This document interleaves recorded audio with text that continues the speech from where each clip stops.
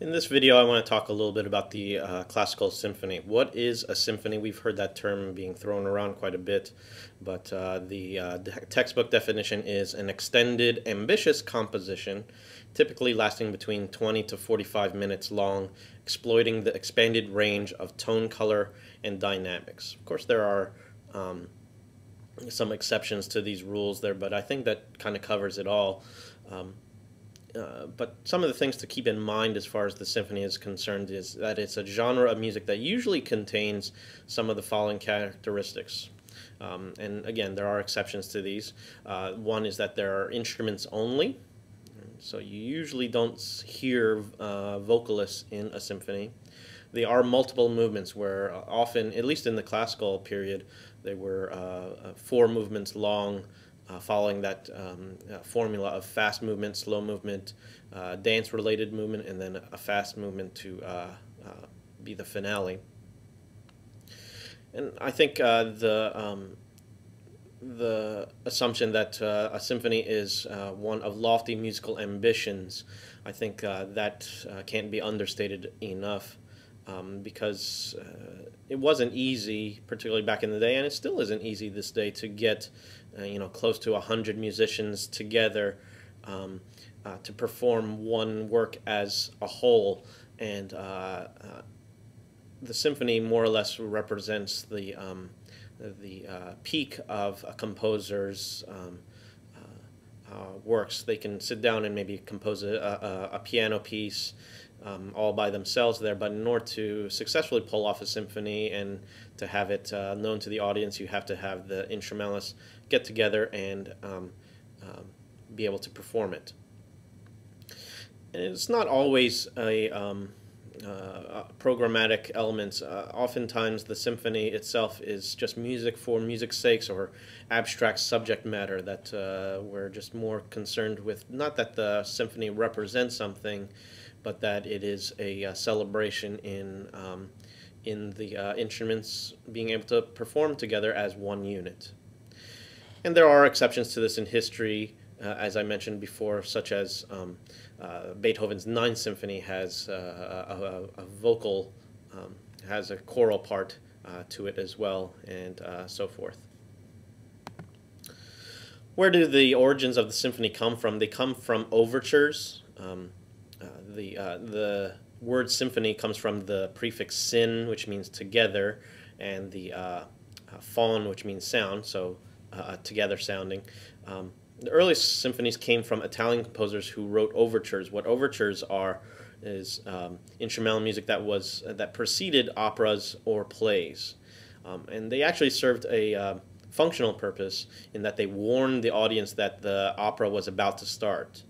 And they usually contained a technique at the beginning of the overtures that announced to the audience that the symphony, or excuse me, the overture is going to begin. And they call these hammer strokes. Hammer strokes.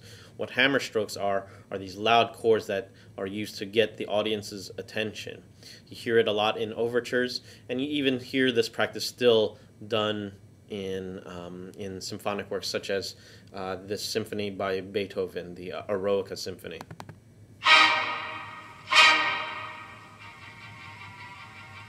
Okay, so he starts off with those hammer strokes at the beginning to more or less announce it, but then you don't really hear those later on within the symphonic movement.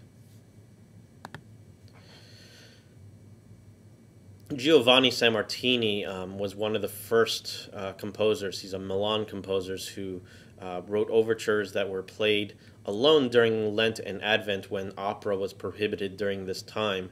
And a lot of people enjoyed these overtures that stood by themselves, in that to the point where he held these concerts during the holy seasons in order to still keep music going.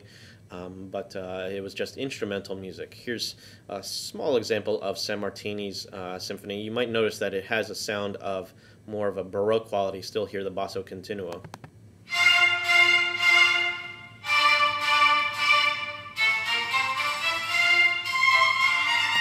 Right, so that's we usually credit San Martini and also another composer, German composer, Johann Stamitz, for being some of the originators of the classical symphony. Genres of instrumental music that were popular during the classical period are outlined in chapters 8 and 9 in your textbook, which you can read about, particularly the classical concerto that stems off from the Baroque concerto that we heard in the Concerto Grossi and the solo concerto by Vivaldi in particular. The classical concerto tend to move more towards a solo concerto, to a three-movement work where there was just one instrumental soloist and the orchestra together. As far as chamber music is concerned, what chamber music was music for intimate settings, usually not for a big concert hall, but just for a small room or chamber, thus it being called chamber music. And this can include string quartets, or it could also include piano music and piano accompanying various other instruments in a collaborative context. And finally, in chapter 10, there's covers the works and life of Joseph Haydn, baptized Franz Joseph Haydn. He never used the actual name Franz, but Haydn's work as composer was that he worked for one of the most wealthy aristocratic families in Europe during the time, the Esterházys. Prince Paul Anton Esterházy was one of the wealthiest men in the Austro-Hungarian Empire, and he died 1 year after Haydn joined the Esterházy estate. But his brother Nicholas Esterházy was turned out to be his main employer, and found Joseph Haydn to be a loyal servant whenever the Prince Esterházy needed some music for a special occasion, such as having a banquet for some friends that were visiting the estate. Haydn would just whip up some symphony or string quartet or anything at his employer's command, per se. I mean, it doesn't sound like a really nice musical outlet, but Haydn thrived in this environment. So he was a privileged servant. He was allowed to eat at the same table as the head butler. Ooh, you know you're in good company when you're sitting with the head butler. And he was also allowed to travel to Vienna with the prince on various trips around the country as well. Of course, he had limited copyrights to his music, where that his music during his lifetime was more or less limited to the Esterházy estate. And Haydn actually was a lot more famous than he actually knew during his lifetime. Nicholas Esterházy died in 1790, but Haydn was free to make a couple tours of England, but retired and settled back in Vienna.